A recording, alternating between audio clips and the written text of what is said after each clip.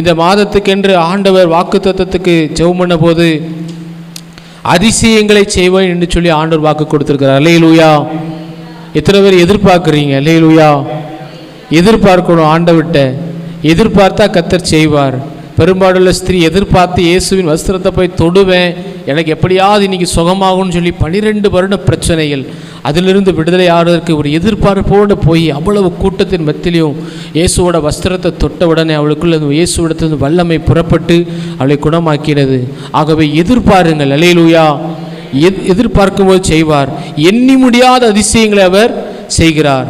இந்த மாதத்தில் ஆண்டவர் நமக்கு என்ன செய்வார்? எண்ணி முடியாத அதிசயங்களை செய்வார். அல்லேலூயா. எத்தனை பேர் விசுவாசிக்கிறீங்க? அல்லேலூயா. எண்ணி முடியாத அதிசயங்கள் என்று சொல்லும்போது அது புதிய காரியமாக என்ன செய்யும் இருக்கும். ஆண்டவர் ஏசாயா 41 சொல்றாரு, ஆமென், இதோ புதிய காரியத்தை செய்கிறேன், அது இப்பொழுதே தோன்றும், நீங்கள் அதை அறியீர்களா? வனாந்திரத்திலே வழியையும் அவாந்திரத்தில் என்ன செய்வேன்? ஆறுகளையும் உண்டாக்குவேன்னு சொல்லியிருக்கிறார். ஆமென். அது உங்களுக்கே நீங்கள் என்ன செய்வீங்க? உங்களுக்கே அது என்ன செய்யாது? அப்படிப்பட்ட காரியம் நடக்கணும்னு என்ன செய்யாது? தெரியாது. அதுதான் கர்த்தரால் ஆகிற காரியம். அல்லேலூயா. கர்த்தரால் ஆகாத காரியம் உண்டோ? கர்த்தர் செய்யும் போது அப்படிதான் நமக்கு ஆச்சரியமாக என்ன செய்யும்? இருக்கும், அதிசயமாக நமக்கு இருக்கும். அல்லேலூயா. மனுஷன் செய்யும் போது சரி இது மனுஷன் தான் செஞ்சான்னு சொல்லுவோம். ஆனால் கர்த்தர் செய்யும் போது அது நமக்கு எப்படி இருக்கும்? கண்களுக்கு எப்படி இருக்கும்? ஆச்சரியமாக இருக்கிறது. அல்லேலூயா. அப்படி செய்யணுமா உங்களுக்கு? ஆண்டவர் ஆச்சரியப்படுறத்தக்க விதத்தில் செய்யணுமா? அதிசயம் செய்யணுமா உங்களுக்கு? அப்போ ஆண்டவருடைய வார்த்தையை நம்ம தியானிப்போம். ஆண்டவர் நமக்கு செய்ய வல்லவராக இருக்கிறார். இயேசு கிறிஸ்துவுடைய பெயரில் ஒரு பெயர் என்னது? அதிசயமானவர். ஏசாயா 9 இருக்குது, அவர் நாமம் அதிசயமானவர், ஆலோசனை கர்த்தர், சர்வ வல்லமையுள்ள தேவன், நித்திய பிதா, சமாதான பிரபு எனப்படும். அவருடைய பெயரை என்னது? அதிசயமானவர். அடுத்து சங்கீதம் 136:4 வாசிக்கிறோம், ஒருவராய் பெரிய அதிசயங்களை செய்கிறவரை துதியுங்கள், அவர் கிருபை என்றும் உள்ளது. அல்லேலூயா. ஆண்டவர் எப்படி அதிசயம் செய்கிறவரா? ஒருவராய் பெரிய அதிசயங்களை செய்கிறவர். அவர் யாருமே இல்லைனாலும் அவர் ஒருவரே என்ன செய்வார் அப்படின்னா, தாமே என்ன செய்வார்? பெரிய காரியங்களை அதிசயங்களை செய்வார். அல்லேலூயா. யோசிச்சு பாருங்க, வனாந்திரத்தில் 5 அப்பங்கள் 2 மீன் தான் இருக்குது. ஆண்டவர்கிட்ட கேட்குறாங்க, ஆண்டவரே இந்த வனாந்திரத்தில் யார் ஜனங்களுக்கு அப்பம் கொடுக்க முடியும் அப்படின்னு கேட்ட உடனே ஆண்டவர் சொல்கிறாரு, உங்களத்தை எத்தனை இருக்குன்னு கேட்குறாரு. 5 அப்பம் 2 மீன் இருக்குன்னு. உடனே அதை வாங்கி அவர் ஸ்தோத்திரம் பண்ணி அதை பிட்டு கொடுத்தாருன்னு சொல்லப்பட்டிருக்கிறது. அங்கே புருஷர்கள் மாத்திரம் 5000 பேர் சாப்பிட்ருக்காங்க. இன்னொரு இடத்துல புருஷர்கள் மாத்திரம் 7000 பேர். அதுதான் தேவனால் செய்கிற அதிசயம். அல்லேலூயா. மனுஷனால இது கூடுமா? கூடாது. ஆனால் தேவனால கூடும். அதுதான் ஒருவராய் பெரிய அதிசயங்களை செய்கிறவர். அவர் ஒருவரே அதை செய்கிறவர். ஆகவே அவருடைய பேர் என்னன்னா, ஒருவராய் பெரிய அதிசயங்களை செய்கிறவர். அல்லேலூயா. சங்கீதம் 139:14 வாசிங்க. சங்கீதம் 139:14.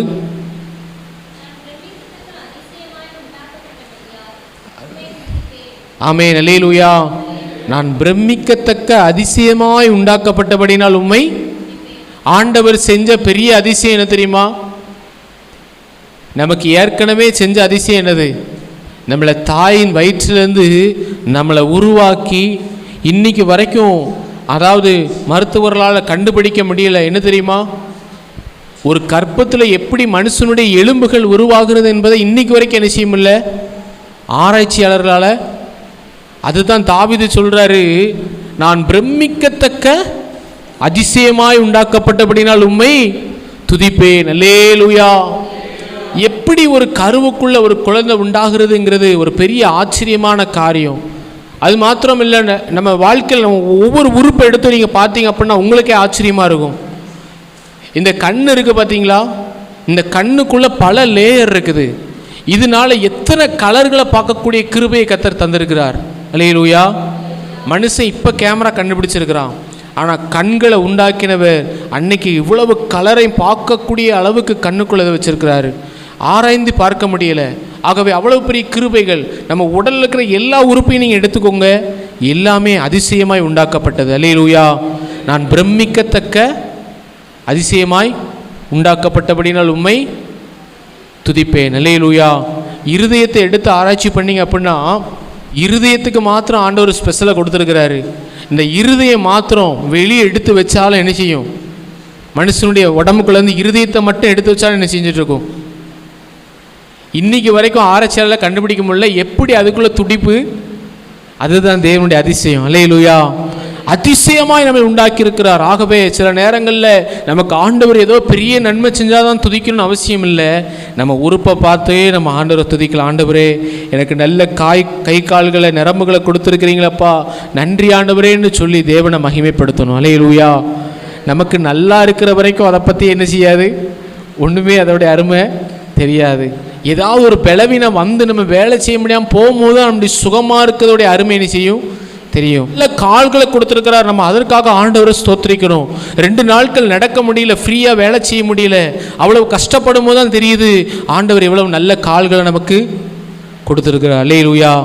ஆகவே ஒவ்வொரு சின்ன காரியங்களுக்கு ஆண்டவர் நன்றி சொல்லணும். பிரமிக்கத்தக்க அதிசயமாய் உண்டாக்கப்பட்டபடினால் உம்மை ஸ்தோத்திரிக்கிறேன். நாக்கை எடுத்து பாருங்க. இந்த நாக்கில் எவ்வளவு சுவையை பார்க்கறதுக்கு ஆண்டவர் வச்சிருக்கிறாரு. இதை யாராவது நாக்கை கண்டுபிடிக்க முடியுமா? ஒரு சாப்பாடு கண்டுபிடிக்க முடியும், நாக்குக்குள்ள சுவையை நம்மளால் வைக்க முடியுமா? என்ன டேஸ்ட்னாலும் என்ன செய்யுது? காரமாக இருக்குது, புளிப்பாக இருக்குது, துவப்பாக இருக்குன்னு என்ன செய்யுது? கரெக்டாக என்ன செய்யுது? டிஃப்ரென்சியேட் பண்ணி என்ன செய்யுது? சொல்லுது. அப்படி தானே இருக்குதா? அப்போ எவ்வளவு ஞானமாக படைச்சிருக்கிறாரு. நம்ம ஆண்டவரை துதிக்கணும். அதுவே ஒரு அதிசயம். அல்லேலூயா. இப்படி உடம்புல இருக்கிற எல்லா உறுப்புமே பார்த்து பார்த்து நீங்களும் நானும் இந்த உலகத்தில் வர்றது சாதாரண விஷயமே கிடையாது. அல்லேலூயா. தாயின் வயிற்றுக்குள்ளே பாதுகாத்து பத்திரமா நம்மளை சுமந்து ஏந்தி தாங்கி நம்மளை தப்பிவித்து சுகத்தோடு கொண்டு வந்திருக்கிறார். அல்லேலூயா. நல்ல ஆண்டவரை துதிக்கணும். அதிசயங்களை செய்கிற தேவனே உமக்கு ஒப்பானவர் யார்? யாத்திராகமம் 15:11 இஸ்ரவேல் ஜனங்கள் அந்த செங்கடலை தாண்டின உடனே ஆண்டவரை பார்த்து பாடின பாட்டு என்னது பாருங்க. ஆமென். துதிகளில் பயப்படத்தக்கவரும் பரிசுத்தத்தில் மகத்துவமானவரும் அற்புதங்களை செய்கிறவருமாகிய உமக்கொப்பானவர் யார்? அல்லேலூயா. நம்முடைய தேவனை போல சர்வ வல்லமையுள்ள தேவன் யாருமே இல்லை. அல்லேலூயா. அவர் சர்வ வல்லமையுள்ள தேவன். அவர் பிறவி சப்பானி எழுந்து நடக்க செய்தார். அவர் அற்புதங்களை செய்தார், அதிசயங்களை செய்தார். ஆகவே இன்றைக்கு நாம் விசுவாசிப்போம், எனக்கும் ஆண்டவர் அதிசயத்தை செய்வார். அல்லேலூயா. அப்படின்னு நம்ம எதிர்பார்க்கணும், விசுவாசிக்கணும். அல்லேலூயா. என் தேவனால் கூடாத காரியம் ஒன்றுமில்லை, எனக்கு அவர் செய்ய வல்லவர் என்று சொல்லி நம்ம விசுவாசிக்கும் போது கர்த்தர் நிச்சயமாக நமக்கு செய்வார். அல்லேலூயா. ஆமென். நல்ல சில விசுவாசமுள்ள பாடல்களை நம்ம கேட்கணும். ஆமென். அந்த ஒரு பாட்டு உண்டு பாருங்க, சர்வ ஞானி என் தேவன் எனக்காய் ஏதாகிலும் என்ன செய்வார்? செய்திடுவார். என்றாகிலும் என்னை மறப்பாரா? நம்மளை இவ்வளவு நாள் நம்ம ஆண்டவரை தேடுறோமே, அவருக்கு பயப்படுறோமே, நீதியில் நடக்கிறோமே, அதை ஆண்டவர் பார்க்குறாரு. உண்மையுள்ள மனுஷன் பரிபூர்ண ஆசீர்வாதத்தை பெறுவான்னு சொன்ன வசனத்தின்படி உங்களுக்கு ஏற்ற நேரத்தில் ஒரு அற்புதத்தை அதிசயத்தை கர்த்தர் நிச்சயமாக செய்வார். காத்திருங்கள் பொறுமையோடு. ஆமாம். இந்த காலை வேளையில் ஆண்டவர் நமக்கு அதிசயங்களை செய்கிற நோக்கத்தை நம்ம அறிந்து கொள்ளணும். அதிசயங்களை நமக்கு அவர் செய்வார். அது யாருக்கு செய்வார்னு நம்ம பார்க்கறதுக்கு முன்னாடி இயேசு கிறிஸ்து எதற்காக அதிசயங்களை செய்கிறார் இந்த நோக்கத்தை நம்ம புரிந்து கொண்டா நம்முடைய ஜெபமோ ஆமென் அதிசயங்களை நாம் எதிர்பார்க்கிறதும் நம்முடைய நோக்கமோ சரியானதாக நம்ம மாறும். அல்லேலூயா. அப்போ ஆண்டவர் எதற்காக அதிசயங்களை செய்கிறான்னு சொல்லி முதல்ல வசனம் என்ன சொல்லுது? நான் சங்கீதம் 77:14 வாசிப்போம். சங்கீதம் 77:14.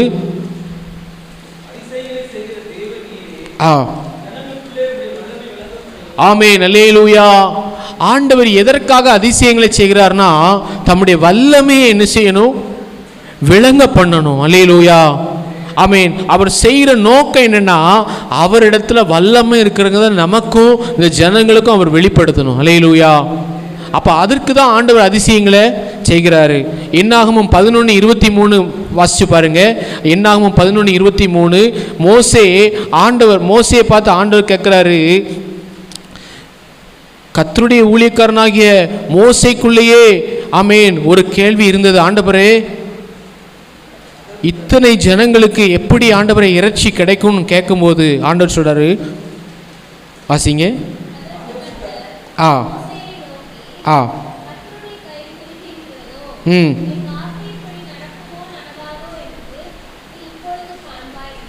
ஆமென், அல்லேலூயா.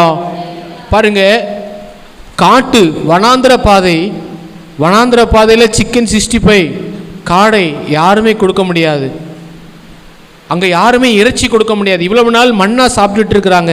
ஆனால் எல்லாரும் போய் மோசேட்ட முறையிடுறாங்க, எங்களுக்கு என்ன வேணும்? இறைச்சி வேணும், நல்ல மட்டன் பீஃப் வேணுங்கிற மாதிரி கேட்குறாங்க. இப்போ இந்த இடத்துல இத்தனை பேருக்கு எப்படி கொடுக்க முடியும்? ஏன்னா ஆண்கள் மட்டும் இவ்வளோ இருந்தாங்க, 6 லட்சம் புருஷர்கள், ஆண்கள் மாத்திரமே 6 லட்சம் பேர். அப்போ இவ்வளோ பேருக்கு எப்படிமா ஒரு காட்டுக்குள்ளே எல்லாரும் கறி சாப்பிடணும்னு வந்து கேட்கும் போது மோசையால் கொடுக்க முடியுமா? கொடுக்க முடியாது. அப்போ மோசேக்கு ஆண்டவர் என்ன செய்கிறாரு?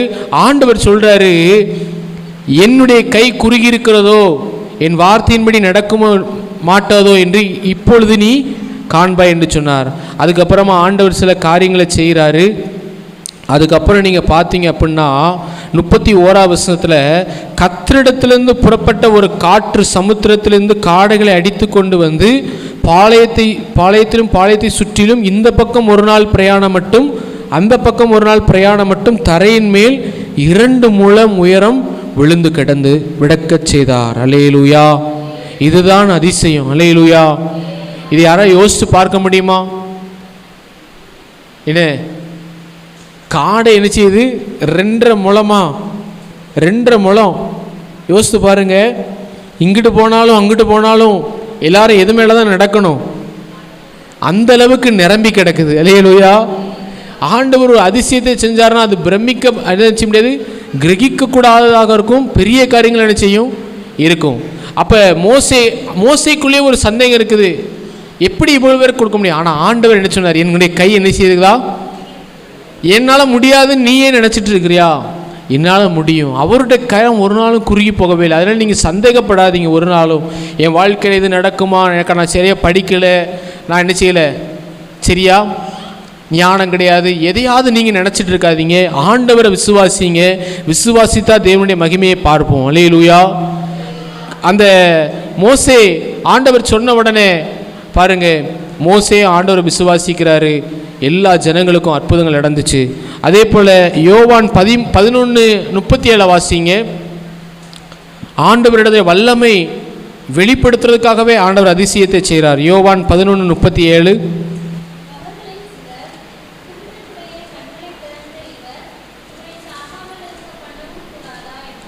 கூடாதா என்றார்கள். அப்போ இயேசுக்கிட்ட என்ன சொல்கிறாங்க? இயேசு வந்தோடனே என்ன சொல்கிறாங்கன்னா, குருடருடைய கண்களை திறந்த இவனை சாகாமல் இவனை காப்பாற்றிருக்கலாம்ல, அப்போ இவர்கிட்ட வல்லமை இல்லையா அப்படின்னு கேட்குறாங்க. யார்? லாசுருங்கிறவன் என்ன செஞ்சான்? மரித்து 4 நாள் ஆகிட்டு அவனை கல்லறைக்குள்ளே வச்சுட்டாங்க. இப்போ ஜனங்கள் சொல்கிறாங்க, இவனை காப்பாற்றிருக்க முடியாதா? ஆனால் ஆண்டவர் அந்த இடத்துக்கு வந்த நோக்கம் என்னது? வல்லமையை விளங்க பண்ண. அல்லேலூயா. லாசுருவே வெளியே வா என்று சொல்லி அவர் தம்முடைய வல்லமையை என்ன செய்தார்? விளங்க பண்ணினார். அல்லேலூயா. அவனை உயிரோடு எழுப்பி தம்முடைய வல்லமையை விளங்க பண்ணினார். ஆகவே ஆமென். அதிசயம் எதுக்காக செய்கிறார்னா அவருடைய வல்லமையை விளங்க பண்ணணும். அவருடைய கரம் குறுகி போகலை. இன்றைக்கும் நீங்கள் ஆண்டவரை விசுவாசிக்கும் போது அவர் அதிசயங்களை செய்ய போதுமானவர். அல்லேலூயா. இருக்கிறவர்களை ஆமேன், இல்லாதவர்களை இருக்கிறவராக அழைக்கிறவர் நம்முடைய ஆண்டவர். ஆமேன். இன்றைக்கு நமக்கு ஒரு அதிசயத்தை செய்வார். 2வது ஆண்டவர் அதிசயத்தை செய்கிற நோக்கம் என்னென்னா, ஏசாயா 43:20-21 வாசிப்போம்.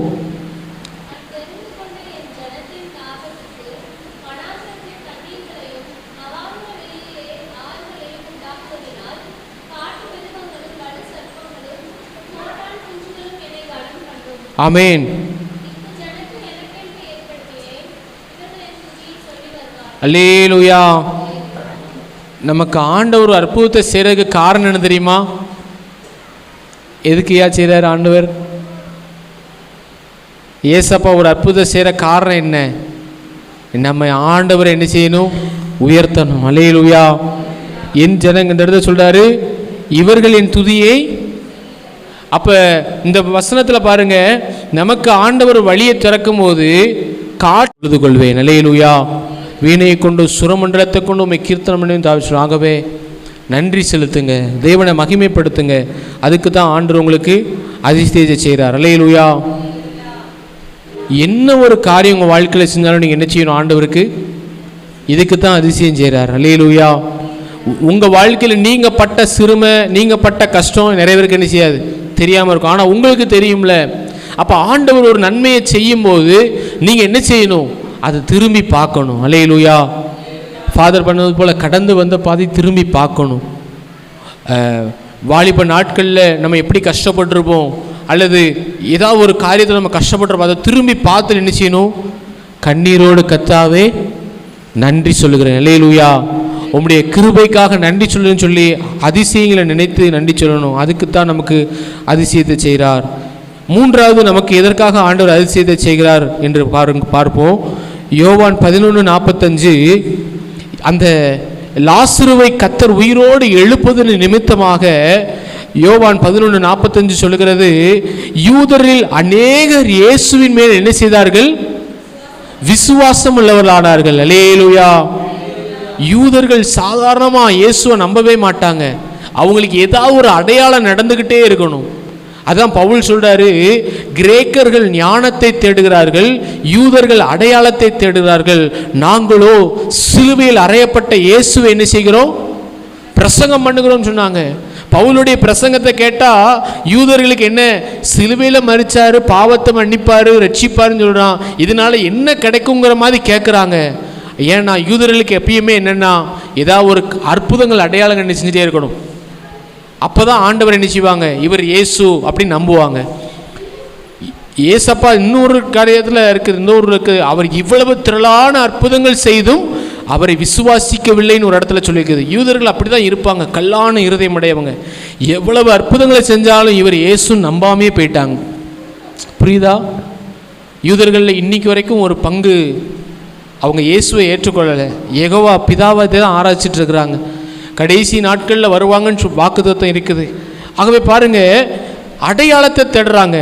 ஆனால் இந்த இடத்துல இயேசு ஒரு நோக்கத்தோடு ஒரு அற்புதத்தை செய்கிறாரு. லாசருவை உயிரோடு எழுப்புற நோக்கம் என்ன? லாசருவை உயிரோடு எழுப்புற நோக்கம் என்ன? அந்த அதிசயத்தை செய்த நோக்கம் என்ன? இன்னைக்கு எப்படியாவது நிறையா யூதர்கள் என்ன செய்யணும்? என்னை விசுவாசிக்கணும். அல்லேலூயா.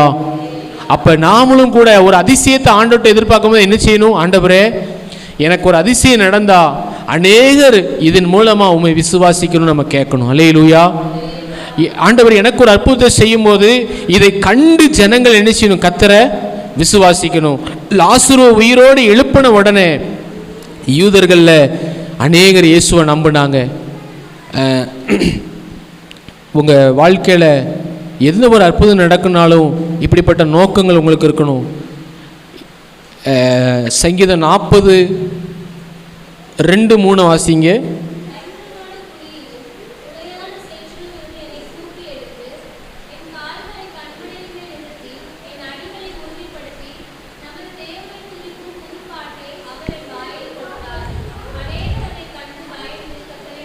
அல்லேலூயா.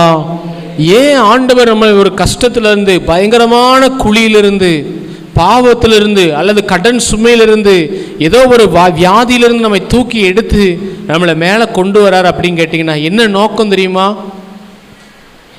இதை பார்த்து அநேகர் கர்த்தரை என்ன செய்யணும்? நம்பணும். அல்லேலூயா. அநேகர் அதை கண்டு பயந்து கர்த்தரை நம்புவார்கள். உனக்கு ஆண்டவர் அற்புதத்தை செய்கிற நோக்கம் என்ன? இப்போ உனக்கு படிப்பே வராது, ஆனால் நீ ஆண்டவர்கிட்ட கேட்குற, ஆண்டவரே எனக்கு ஞானத்தை தாரும், கிருபையை தாருன்னு கேட்கும் போது உன்னை படித்து ஆண்டவர் முதல் ரேங்கில் கொண்டு வராரு. எதற்காக? இயேசுவின் நாமம் உலம மகிமைப்பட்டு இன்னொரு படிக்காத பிள்ளை நீ ஆராதிக்கிற ஏசப்பாட்ட எனக்கும் ஜெபம் பண்ணு, நானும் நல்லா படிக்கணும்னு சொல்லணும். அல்லேலூயா. ஆமென். நம்மை கண்டு அநேகர் நம்ப வேண்டும். ஆமென். இந்த இயேசு கிறிஸ்து எனக்கும் வேணும், இவர் மூலமாக தான் ஏன் வியாதி நீங்கும், என்ன இவர் மூலமாக ஏன் கடன் பிரச்சனையும் மாறும்னு விசுவாசிக்கணும். அல்லேலூயா. அதனால் உங்கள் பாரத்தை, உங்கள் பிரச்சனைகளை ரட்சிக்கப்படாத ஆட்கள்கிட்ட தயவு செய்ய சொல்லாதீங்க. என்ன, கிறிஸ்துவனுடைய பிள்ளைகள்கிட்ட, ஆண்டவர் அறிஞ்ச பிள்ளைகள்கிட்ட உங்கள் பாரத்தை சொல்லுங்கள். ஏக்கா எனக்கு எவ்வளவு கடன் இருக்குது தெரியுமா? சில நேரம் நம்ம சொல்லாட்டி கூட கடன்காரன் வந்து பக்கத்து வீட்டுக்காரன்ட்டு சொல்கிற அளவுக்கு என்ன செஞ்சிருது. அப்போ அவங்க நம்புவாங்களா? நம்ப மாட்டாங்க. நம்மளை ஆண்டவர் என்ன செய்யணும்? அந்த குழியிலிருந்து என்ன செய்யணும்? தூக்கணும். அப்போ நாம் இன்னும் ஆண்டவருக்காக காத்திருக்கணும். முதல் வசனத்தில் கர்த்தருக்காக பொறுமையோடு காத்திருந்தேன், அவர் என்னிடமாய் சாய்ந்து என்னுடைய கூப்பிடுதலை, அல்லேலூயா, நம்முடைய ஜெபத்தை கேட்பார். ஆண்டவரே என்னை விடுதலை ஆக்குங்க, ஆண்டவரே என்னை இந்த பாவ கட்டிலிருந்து விடுதலை ஆக்குங்க, இந்த வியாதியிலேருந்து என்னை விடுதலை ஆக்குங்க, ஆண்டவரே என்னை மறுபடியும் சாட்சியாய் நிறுத்துங்க. நம்ம ஜெபம் பண்ணும் போது கர்த்தர் நம்மளை கரம் பிடிச்சு நம்மளை தூக்கி எடுத்து உயர்ந்த ஸ்தலத்தில் கொண்டு வந்து நிறுத்துவார். அல்லேலூயா. அநேகர் அதை கண்டு கர்த்தரை நம்புவார்கள். அல்லேலூயா. இயேசு கிறிஸ்துவை அநேகர் விசுவாசிப்பாங்க. இவங்க ஆராதிக்கிற இயேசு தான் உயிருள்ள தேவன், இவங்க ஆராதிக்கிற இயேசு தான் என்னுடைய வாழ்க்கையை மாற்றுவார், நம்புவாங்க. அல்லேலூயா. அதுக்கு தான் ஆண்டவர் அதிசயத்தை செய்கிறார். இன்னொரு வசனத்தை வாசிக்கிறோம். ஆமேன். நானே சொல்லிடுறேன். அப்போஸ்தலர் 9:42 இருக்குது. அந்த தபித்தாள், அந்த துர்காளுங்கிற வாலிப பிள்ளைய பேதுரு உயிரோடு எழுப்பின உடனே யோப்பா என்கிற பட்டணத்தில் உள்ள அநேகர் கர்த்தரிடத்தில் என்ன செய்தார்கள்? விசுவாசம் உள்ளவர்கள் ஆனார்கள். அல்லேலூயா. ஒரு அற்புதம், ஒரு அதிசயம் நடந்துச்சுன்னா அநேகர் கர்த்தரை விசுவாசிக்கிறதுக்கு ஏதுவா மாறும். அல்லேலூயா. நம்புறீங்களா? அப்ப நம்முடைய ஆலயத்தில் ஒரு அற்புதம் நடக்கணும், வியாதிகள் சுகமாகணும், பிசாசுகள் ஓடணும், கட்டுகள் உடையணும். நம்ம ஜெபம் பண்ணும் போது வியாதிகள் சுகமாகும் பொழுது, அற்புதங்கள் நடக்கும்போது, ஆமேன், அநேக பிணியாளிகளும் இதை கண்டு இயேசுவிட்ட வருவாங்க. அல்லேலூயா. வாஞ்சிக்கிறீங்களா? கர்த்தர் செய்வார். அல்லேலூயா. செய்யணும் நம்ம வாஞ்சிப்போம். அப்போஸ்தலர் 4:31 நீங்கள் எல்லாரும் உங்கள் தனி ஜெபத்தில் ஜெபம் பண்ணுங்க. ஆண்டவரே இந்த கடைசி காலத்தில் எங்கள் சபைகளில் அற்புதங்களும் அடையாளங்களும் நடக்கும்படி நீங்கள் என்ன செய்யுங்க? அனுக்கிரகம் செய்தருளுங்க அப்படின்னு ஜெபம் பண்ணுவோம். அல்லேலூயா. 4:30 இதை நீங்கள் குறித்து வச்சுக்கொள்ளுங்க உங்கள் தனி ஜெபத்தில். ஆண்டவரே இயேசுவின் நாமத்தினால அற்புதங்களும் அடையாளங்களும் நடக்கும்படி செய்து நம்முடைய ஊழியக்காரனுடைய வசனத்தை முழு தைரியத்தோடு பிரசங்கம் என்ன செய்திருங்க. அல்லேலூயா. ஏன்னா வியாதியஸ்தர்களை கர்த்தர் சுகமாக்கி வியாதிகளை குணமாக்கி அதிசயம் செய்யும் போது அநேகர் இயேசுவை என்ன செய்வாங்க? விசுவாசிப்பாங்க. லாசருவை எழுப்பின உடனே அநேக யூதர்கள் விசுவாசிச்சாங்க. பேதுரு தபித்தாளை துர்காளை உயிரோடு எழுப்பின உடனே யோப்பா பட்டணத்தில் இருந்தவர் விசுவாசிச்சாங்க. அடுத்து யோவான் 6:2 வாசிச்சு பாருங்க. அவர் வியாதிக்காரரிடத்தில் செய்த அற்புதங்களை திரளான ஜனங்கள் கண்டபடியினால் அவருக்கு பின் சென்றார்கள். அல்லேலூயா. எலியாவின் தேவன் எங்கே? எலிசா கேட்டார். சால்வை எடுத்து தண்ணியை அடித்த உடனே யோர்தான் பிரிஞ்சது. அதுபோல் இன்றைக்கும் இயேசுவே நீ நேற்றும் இன்றும் மாறாதவராக இருக்கிறீரே என்று சொல்லி நம்ம ஒருமனப்பட்டு நம்ம ஜெபம் பண்ணுவோம்னா இயேசு கிறிஸ்து நேற்றும் இன்றும் என்று மாறாதவராக இருக்கிறார். அவருடைய வல்லமை வெளிப்படும். அல்லேலூயா. நமக்கு தேவை ஜெபமும் விசுவாசம். ஆகவே 3 காரியங்கள் நம்ம பார்த்தோம். முதல்ல ஆண்டவர் செய்கிற அதிசயத்தின் நோக்கம், என்கிட்ட வல்லமை இருக்குது, முடியாது நினைக்காதன்னு சொல்லி வல்லமை வெளிப்படுத்துறதுக்காக. 2வது நாம் கர்த்தரை கனம் பண்ண வேண்டும், அவர் செய்கிற அதிசயங்கள் நிமித்தமாக தேவனை துதிக்க வேண்டும். 3வது அநேக இயேசுவை அறியாத மற்ற ஜனங்கள் கர்த்தரிடத்தில் என்ன செய்யணும்? விசுவாசம் உள்ளவராய் மாறணும். அல்லேலூயா. கடைசியாக ஆண்டவர் செய்கிற அதிசயத்தின் நோக்கம் என்னன்னா, நான் சொன்னது போல இந்த நம்ம பிரசங்கம் பண்ணுகிற இயேசு ஜீவனுள்ள தேவன், இந்த வசனத்துக்கு சாட்சியாக நம்மை நிறுத்த வேண்டும். அல்லேலூயா. பிறவி சப்பானி எழுந்து நடந்தான் அப்படின்னா எவ்வளோ பேர் இயேசுவை விசுவாசிப்பாங்க? அன்றைக்கு ஒரு பிறவி சப்பானி எழுந்து நடந்த உடனே, தேவாலயத்திலிருந்து பிறவி சப்பானி நடந்த உடனே 5000 பேர் வேதம் சொல்லுது சபையை தேடி வந்தாங்க. அல்லேலூயா. அப்போ வசனம் உறுதிப்படுத்தணும். அப்போஸ்தலர் 14:3 நம்ம இன்றைக்கி பிரசங்கங்களை பண்ணுறோம், பிரசங்களை பண்ணி கொண்டிருக்கிறோம். இயேசுவும் வாழ்க்கையில் குணமாக்குவார், அவன் கண்ணீரை துடைப்பார்னு சொல்லி அதற்கு ஆண்டவர் என்ன செய்யணும்? அற்புதத்தை செய்யணும். அல்லேலூயா. கிருபையுள்ள வசனத்திற்கு, அப்போஸ்தலர் 14:3 கிருபையுள்ள வசனத்துக்கு சாட்சியாக அவர் என்ன செய்தார்? அல்லேலூயா. இந்த 2 வசனத்தை நீங்கள் சொல்லி ஜெபம் பண்ணுங்க. அப்போஸ்தலர் 4:30 14:3 அற்புதங்கள் அடையாளங்கள் நடக்கும்படி அனுக்கிரகம் செய்யுங்க. உங்களுடைய ஊழியக்காரர் வசனத்தை முழு தைரியத்தோடு பிரசங்கம் பண்ண அனுக்கிரகம் செய்யுங்க. அல்லேலூயா. மதுராந்தகத்தில் இயேசுதாஸ்னு ஒரு பாஸ்டர் இருக்கிறாங்க. அந்த பாஸ்டருடைய சாட்சியை நான் அந்த வாரம் கேட்டுட்டு இருக்கும்போது சொன்னாங்க, அவர் இருந்த கிராமம் வந்து பார்த்திங்கன்னா பயங்கரமான குக்கிராமம். அந்த ஊருக்குள்ளே ஒரு சர்ச் இருக்குன்னே தெரியாது. அதாவது வீட்டில் தான் நடத்துகிறாரு, அங்கே சர்ச் இருக்குன்னே யாருக்குமே தெரியாது. 2 அம்மாமார் வருவாங்களாம், ஆராதனை நடத்திட்டே இருந்திருக்கிறாரு. ஒரு நாள் ஒரு வாலிப பையன், ஒரு 21 வயசு வாலிப பையன் சர்ச்சுக்கு வாரான். சர்ச்சுக்கு வந்த உடனே அவங்க அம்மா சொல்கிறாங்க, ஐயா இவன் பிறந்ததுலேருந்து என்ன சாப்பிட்டாலும் வாமிட் எடுத்துகிட்டே இருக்கிறான், இவனுக்காக ஜெபம் பண்ணுங்கன்னு சொன்ன உடனே இவர் அப்படியா ஏசப்பா அவங்களுக்கு சுகத்தை தருவார்னு சொல்லி ஜெபம் பண்ணுறாரு. ஜெபம் பண்ணி முடிக்கிறதுக்கு முன்னாடி கேட்குறாரு, எப்படிமா இந்த இடத்துக்கு நீங்கள் வந்தீங்க? ஏன்னா இவருக்கு ஆச்சரியம். ஏன்னா இப்படி நம்ம ஊரை தேடி இப்படி இப்போ வளர்ந்துட்டு அந்த பாஸ்டர் இருக்கிற ஊர் மதுராந்தகம். என்ன இந்த பொன்னான இயேசுவே அந்த பாட்டு எழுதினார்ல அந்த பாஸ்டர் தான். அப்போ எப்படி இந்த அற்புதம் நடந்துச்சு, இங்கே வந்தீங்க அப்படின்னு கேட்கும்போது சொல்லியிருக்காங்க, நாங்கள் ஒரு ஊரில் இந்த 21 வருஷமாக எதை சாப்பிட்டாலும் வாமிட் எடுக்கணுன்னே இந்த கிளி ஜோசியம் பார்க்க எங்கள் தெருவுக்கு ஒருத்தன் வந்தான். அவன் என்ன செஞ்சான், ஜோசியம் பார்த்துட்டு அவன் சொல்லியிருக்கிறான், அந்த வடக்க நோக்கி போ, அங்கே ஒரு அல்லேலியா கோயில் இருக்குது, அல்லேலியா கோயிலுக்கு போனால் உனக்கு இயேசு சுகத்தை தருவார் சொன்னான். அல்லேலூயா. பாருங்க ஆண்டவர் எப்படி நடத்திருக்கார் பாருங்க. ஏன்னா சில நேரத்தில் ஆண்டவர் எப்படி நடக்கிறார், ஞானிகளே அவருடைய தந்திரத்தினால் என்ன செய்கிறாரா பிடிக்கிறார்னு வசனம் சொல்லுது. யாரை எப்படி பிடிக்கணும்னு அவருக்கு தெரியும். அதனால் இவங்க இப்படி தான் நம்புவாங்கன்னு சொல்லி தெரிஞ்ச உடனே அவங்க மூலமாக ஆண்டவர் சொல்லி சர்ச்சுக்கு வந்து இந்த கிராமத்தை தேடி வந்து உள்ளே வந்த உடனே நம்ம சரி தண்ணிக்குள்ளே எண்ணெயை ஊற்றி ஜோம் பண்ணி இதை குடி, ஏசப்பா அவனுக்கு சோத்தை தருவார்னு ஜோம் பண்ணி கொடுத்துட்டார். அவன் குடிச்சிட்டு இருக்கிறான். குடித்து முடித்த பிறகு பாஸ்டர் பார்க்குறாராம், வாமிட்டு எதுவும் எடுப்பானா அப்படின்னு பார்த்துட்டு இருந்தாராம். உடனே ஆண்டவர் மண்டையில் தட்டுற மாதிரி சொன்னாராம், வியாந்தி எடுக்கக்கூடாதுன்னு ஜோம் பண்ணியிருக்க, பிறகு என்ன இப்படி என்ன செய்கிற எதிர்பார்த்துட்டு இருக்க இன்னொன்னே இயேசுவின் நாமத்தில் உனக்கு சரியாயிட்டு அப்படின்னு சொல்லிட்டாராம். சொன்ன உடனே பாருங்க அன்னைக்கு சுகமான வியாதி. ஏன்னா இது 4 தலைமுறையாக அவங்கள தொடர்ந்து வந்த ஒரு சாபம், பிசாசுடைய கிரியை. அதை 21 வயசு வாலிபனை கர்த்தர் ரட்சித்து இன்னைக்கு இதே தூத்துக்குடி பட்டணத்தில் ஆண்டவர் ஒரு ஊழியக்காரராக மாற்றியிருக்கிறார். அல்லேலூயா. இந்த தூத்துக்குடியில் தான் அவர் ஊழியம் செய்கிறார். அல்லேலூயா. அப்போ சாட்சி, இயேசு உயிரோடு இருக்காங்கிறதுக்கு அவர் ஒரு சாட்சி. அவர் சொன்னால் போதும், யாரும் என்ன செய்ய முடியாது, இல்லைன்னு சொல்ல முடியாது. ஐயா நான் வாமிட் எடுத்தேன் ஐயா, எங்கள் ஊரில் இருக்கிற மக்கள் என்னை பார்த்தாங்க, 21 வருஷம் ஒரு இட்லி சாப்பிட்டாலும் வாமிட், ரத்த வாந்தி. ஆனால் இன்னைக்கு சுகத்தோடு ஆண்டவருக்கு 3 பிள்ளைகளை கொடுத்துருக்கிறாரு. இது எப்படி ஆகும்? அதுதான் தேவனால் எல்லாம் கூடும். அல்லேலூயா. ஆண்டவர் செய்த அற்புதம் அதிசயம் இன்னைக்கும் சாட்சியாக இருக்குது.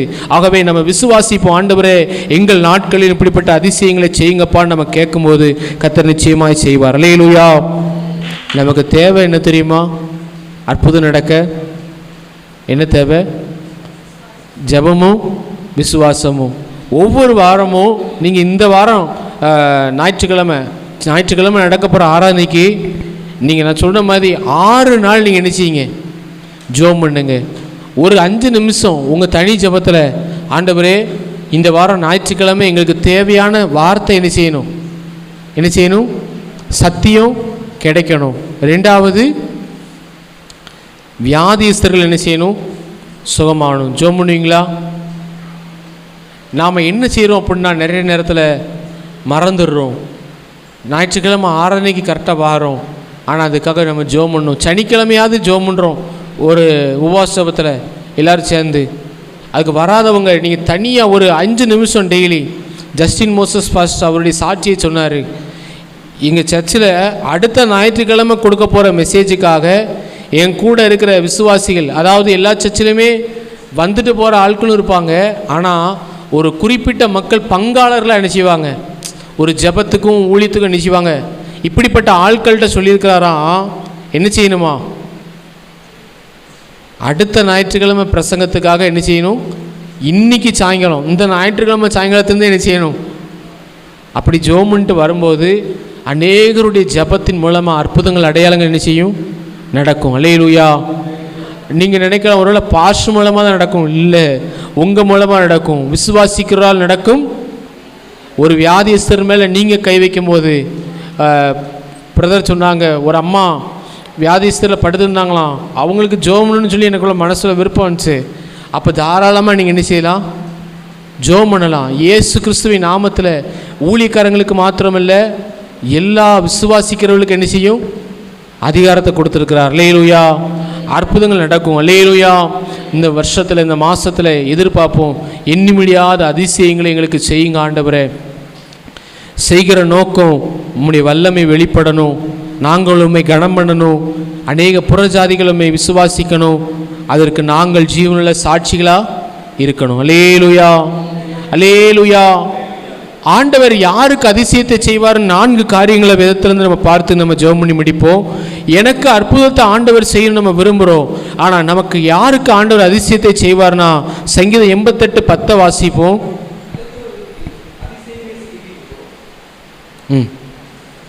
அதான், மரித்தவர்களுக்கு அதிசயங்களை செய்வீரோ. அடுத்து எப்படி வருது? செத்துப்போன வீரர் எழுந்து உம்மை துதிப்பார்களோ.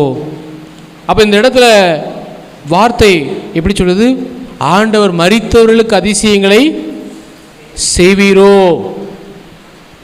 அப்போ மரித்தவர்கள்லாம் யாரு? நாமளும் ஒரு நாள் மரித்து தான் இருந்தோம். எபேசியர் 2:5 சொல்லப்பட்டிருக்கிறது, அக்கிரமங்களிலும் பாவங்களிலும் மரித்திருந்தவர்களாகிய நம்மை கிறிஸ்துவுடனே கூட அவர் என்ன செய்தார்? உயிர்ப்பித்தார். அல்லேலூயா. நான் பாவியாக இருந்தேன், ஆனால் இன்னைக்கு இயேசுவின் பிள்ளையாக மாறி இருக்கிறேன்னு சொல்கிறவங்க இல்லையா சொல்லுவோம். இயேசு என்னை பாவத்தை மன்னிச்சிட்டார் நம்புறீங்களா? அந்த வாழ்க்கை தான் நமக்கு தேவை. இது இருந்தால் நமக்கு ஆண்டவர் அதிசயம் செய்ய முடியும். பாவத்தில் மரித்திருக்கிற நம்மை இயேசு உயிர்ப்பிக்கணும். ஒருவேளை நீங்கள் இன்னும் அடிமையாக இருக்கிறீங்களா? ஆண்டவர்கிட்ட கேளுங்க, ஆண்டவரே என்னை உயிர்ப்பீங்க, ஆண்டவரே என்னை பாவத்திலிருந்து வெளியே என்ன செய்யுங்க, கொண்டு வாங்க. ஏன்னா நீங்கள் பாவத்தோடு வாழ்ந்துருந்தா உங்களுக்கு அதிசயங்களை செய்ய தடையாக இருக்கும். ஏசாயா 59:1-2 பாருங்க, ரட்சிக்கக்கூடாதபடி கர்த்தருடைய கரம் குறுகி போகவில்லை, கேட்கக்கூடாதபடி அப்படி செவிகள் மந்தமாகவில்லை, உங்கள் பாவங்களே உங்களுக்கும் தேவனுக்கும் நடுவாக என்ன செய்கிறது? பிரிவினையை. அப்போ நீங்கள் எவ்வளவு ஜெபம் பண்ணாலும் நீங்கள் பாவத்திலிருந்து வெளியே வராமல் ரட்சிக்கப்படணும், நான் உயிர்ப்பிக்கப்படணும், இயேசுவுக்காக நான் வாழணும் நீங்கள் விரும்பலை அப்படின்னா ஆண்டவர் அதிசயங்களை செய்கிறதற்கு அது தடையாக என்ன செய்யும்? இருக்கும். ஆகவே ஆண்டவர்கிட்ட கேளுங்க, ஆண்டவரே என்னை என்ன செய்யும்? உயிர்ப்பியும். அல்லேலூயா. பாவத்தை விட்டு விடுறதுக்கு நாம் என்ன செய்யணும்? என்ன செய்யணும்? பிரயாசப்படணும், ஜெபம் பண்ணணும். பாருங்க, பாவத்தை விடுறதுக்கு ஜெபம் பண்ணால் மட்டும் போதாது, அதை நம்ம விடுறதுக்கு என்ன செய்யணும்? பிரயாசப்படணும். இந்த 38 வருடம் படுத்து கிடந்த மனுஷனை ஆண்டவர் என்ன செஞ்சிட்டாரு? சுகமாக்கிட்டாரு. அவன் எழுந்து நடந்துட்டான்.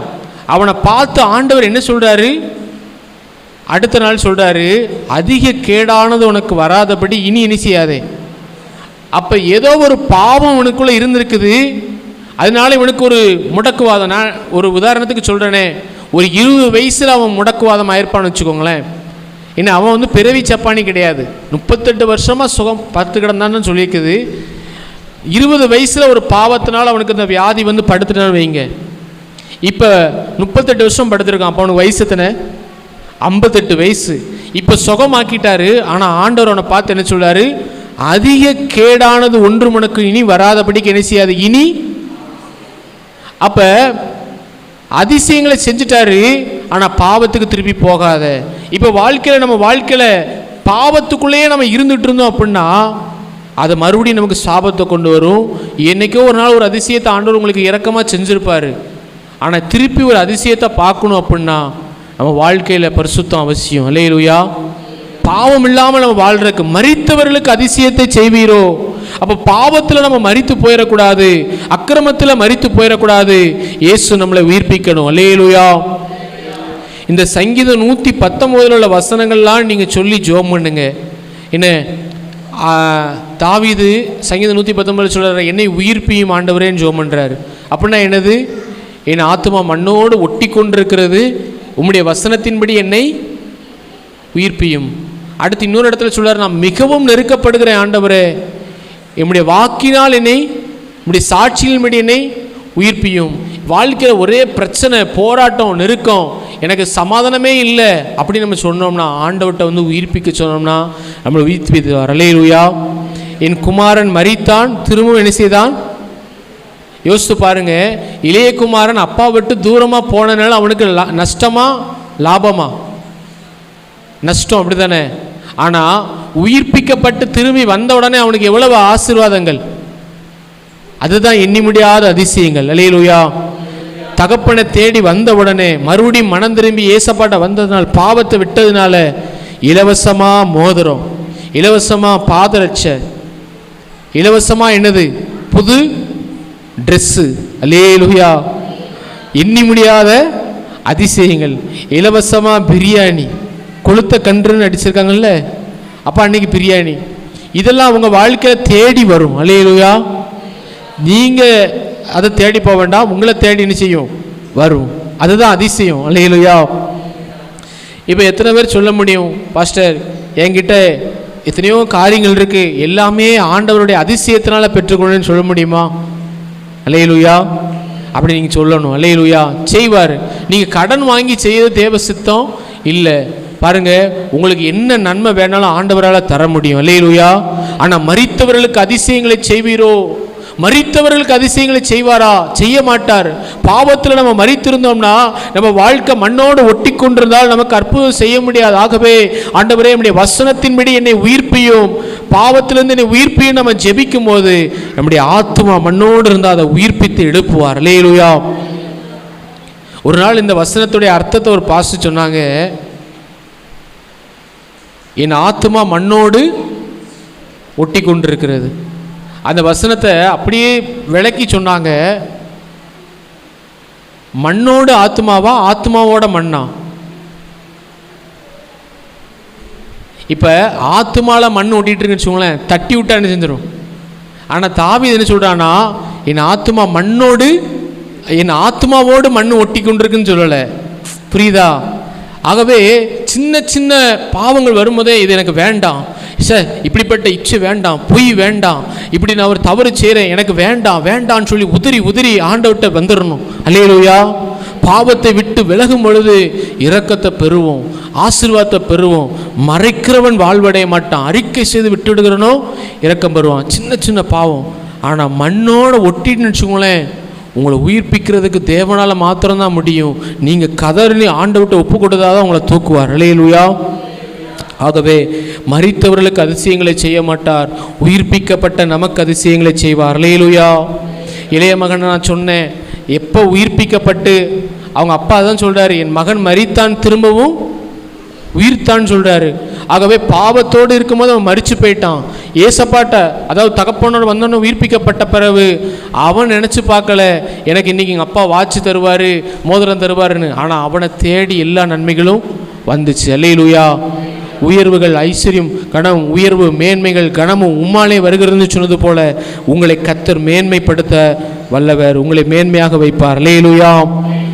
ரெண்டாவது ஆண்டவர் யாருக்கு அதிசயத்தை செய்வார் பாருங்க. அதே சங்கீதம் 88:12, இருளில் உமது அதிசயங்களும் மறதியின் பூமியில் உமது நீதியும் அறியப்படுமோ. அந்த ஒரே வார்த்தையில் எப்படி இருக்குன்னா, இருளில் உமது அதிசயங்களும் மறதியின் பூமியில் உமது உண்மையும் நீதியும் அறியப்படுமோ.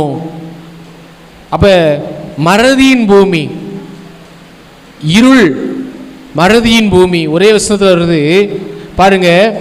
ஆண்டவர் செய்த நன்மைகளை, ஏற்கனவே செய்த நன்மைகளை, அற்புதங்களை நம்ம நினைச்சு பார்த்து, சங்கீதம் 77:11 வாசிங்க.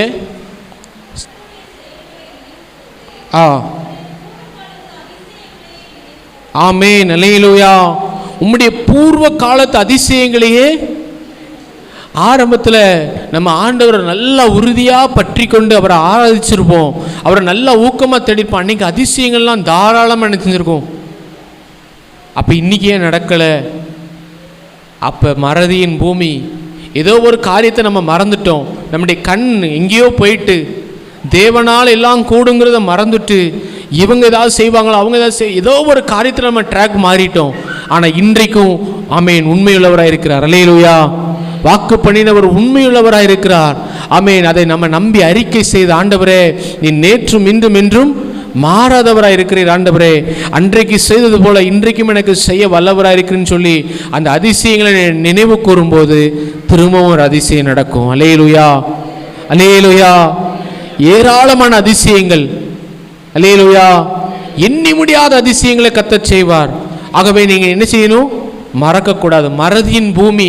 இந்த உலகமே எப்படிப்பட்டதுன்னா மறந்து போகிற உலகம். அல்லேலூயா. ஆனால் ஆண்டவர் நம்மளை மறக்க மாட்டார். நீங்களும் அவருடைய நன்மைகளை என்ன செய்யக்கூடாது? மறக்க கூடாது. எண்ணி பார்க்கணும், அதிசயங்களை எண்ணி பார்க்கணும். இன்னொரு வசனத்தை வாசிப்போம். யோவேல் 2:26 வாசிப்போம். கர்த்தருடைய நாமத்தை துதிப்பீர்கள், என் ஜனங்கள் ஒருபோதும் வெட்கப்பட்டு போவதில்லை. அல்லேலூயா. ஏற்கனவே நம்மளை அதிசயமாக நடத்தி வந்தார்ல, இதை நீங்கள் நினைவு கூர்ந்து பூர்வ காலத்து அதிசயங்களை நினைவு கூறுவேன். ஆண்டவரே, எங்கிட்ட ஒரு சைக்கிள் கூட இல்லாமல் இருந்துச்சு, என்ன நீங்கள் இவ்வளவா உயர்த்திருக்கிறீங்க. இப்படி நம்ம யோசித்து பார்த்து நன்றி சொல்லணும். இப்போ எங்கள் வாழ்க்கையெல்லாம் யோசிச்சு பார்த்தா, ஊழியத்துக்கு வரும்போதே எனக்கு ஆண்டவர் பைக் கொடுத்துட்டாரு. ஊழியத்துக்கு வந்து 6 மாதம்தான் இருக்கும். நான் 2016 ஊழியத்துக்கு வந்தேன், வேலையை விட்டுட்டு. ஆண்டவருடைய கிருபை எங்கள் மேலே அப்படி இருக்குது. ஆனால் எங்கள் அப்பா பட்ட கஷ்டங்கள் நாங்கள் படலை. எங்கள் அப்பா சொல்லுவாங்க, சைக்கிளே கிடையாது, நடந்தே ஊழியம் செய்யணும் ஆரம்பத்தில். அதுக்கப்புறம் ஒருத்தர் சைக்கிள் கொடுத்தாரு. அதுவும் பார்த்தீங்க அப்படின்னா கொஞ்சம் ரிப்பரான சைக்கிள். பேண்ட்டு என்ன செஞ்சிருமா, இருந்த பேண்ட்டு என்ன செஞ்சிருமா, பஞ்சர் ஆயிருமா. பேண்ட்டை என்ன செய்வாங்களாம், தைச்சி போட்டு தான் ஊழியம் செஞ்சுருக்காங்க. ஆனால் சந்தோஷமாக கர்த்தருக்காக ஊழியம் செஞ்சாங்க. அல்லேலூயா. இன்றைக்கி இவ்வளவு காரியங்களை செஞ்சும் நம்ம சரியாக ஒழுங்காக செய்ய முடியல. என்ன ஆண்டவர் பாருங்க, அப்படி அவங்க அதிசயமாக சின்ன சின்ன காரியங்களை நினைப்பாங்க, நினைவு கூர்ந்து ஆண்டவரை துதிப்பாங்க. அப்படி நினைவு கூர்ந்து உங்களை அதிசயமாக நடத்தினதை நினச்சி துதிக்கும் போது கர்த்தர் என்ன செய்வார் தெரியுமா? 30ஆம் வசனத்தை வாங்க. நீங்கள் அதிசயமாக நடத்தி வந்த தேவனை துதிச்சா உங்களை வெட்கப்பட விட மாட்டார். கடைசி எப்படி வாக்கு கொடுக்கிறார் பாருங்க. 2:30, வானத்திலும் பூமியிலும் இரத்தம் அக்கினி புகை ஸ்தம்பங்களாகிய அதிசயங்களை, ஆமென், அல்லேலூயா, இதிலும் பெரிதானவைகளை காண்பாய். அல்லேலூயா. ஆராய்ந்து முடியாத பெரிய காரியங்களை, எண்ணி முடியாத அதிசயங்களை அவர் செய்வார். இதிலும் பெரிதானவைகளை காண்பாய். ஆனால் நாம் என்ன செய்யணும்? திரும்பி பார்க்கணும். ஆண்டவரே, எனக்கு எப்படிப்பட்ட அதிசயங்களை செய்தீங்க ஆண்டவரே, எனக்கு நன்றி ஆண்டவரே, எனக்கு ஒன்றுமில்லாத நிலைமையில் எனக்கு நீங்கள் உதவி செய்தீங்களேன்னு சொல்லி ஆமென் நம்ம நன்றி செலுத்தும் போது, அப்படி ஆராதித்து துதி செலுத்துறவங்களுக்கு தான் அந்த வாக்குத்தத்தம் சொல்லியிருக்குது. என்னது?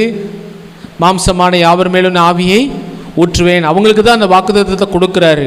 நம்ம தேவனை துதித்து நன்றியுள்ள இருதயத்தோடு எப்பயும் இருந்தோம்னா அபிஷேகத்தை கர்த்தர் நம்ம மேலே ஊற்றுகிறார்.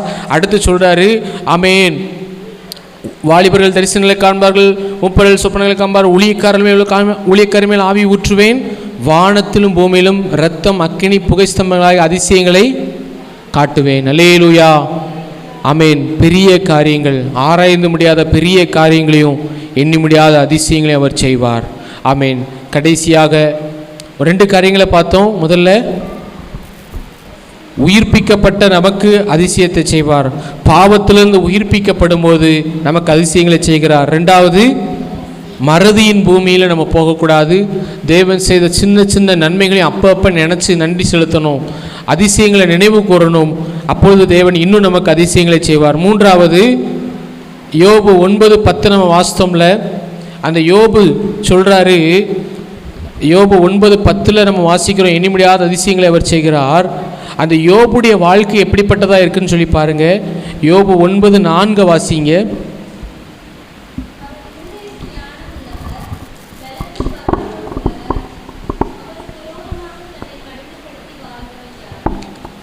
அவருக்கு விரோதமாக தன்னை கடினப்படுத்தி வாழ்ந்தவன் யார்?